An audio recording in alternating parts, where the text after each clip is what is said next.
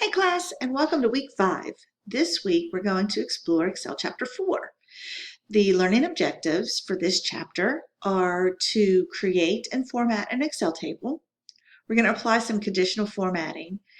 We're going to sort data, filter data, and then we're going to learn how to use the subtotals, groups, and outlines in Excel.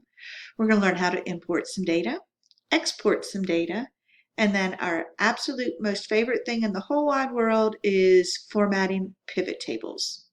Our chapters reading this week is Excel chapter 4, formatting, organizing, and getting data.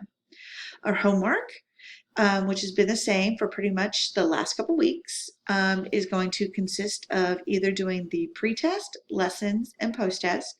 Now remember, if you do the pre-test and you get 100% on the pre-test, there are no lessons and no post-tests that you need to complete. Now, the other thing that you could do is the Let Me Tries. So as you're reading the chapter, you'll find that there are the Show Me, Guide Me, and the Let Me Tries. If you do all of the Let Me Tries, that consists of your homework option for this week. You do have a quiz. This is going to be done in SimNet. That quiz is the Excel Chapter 4 quiz. There is a lab assignment. That lab assignment is the independent project for chapters 4-4.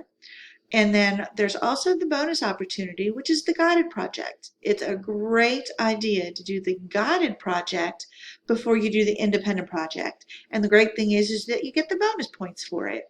And it really helps you get you through that independent project a little bit more successfully. Please remember, all of the homework for this week is due on Monday, September 21st at 11:59 p.m. If you have any questions, don't hesitate to reach out.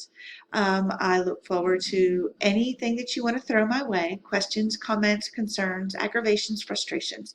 We're all in this together and we will succeed together. Have a great week and I look forward to reviewing your work.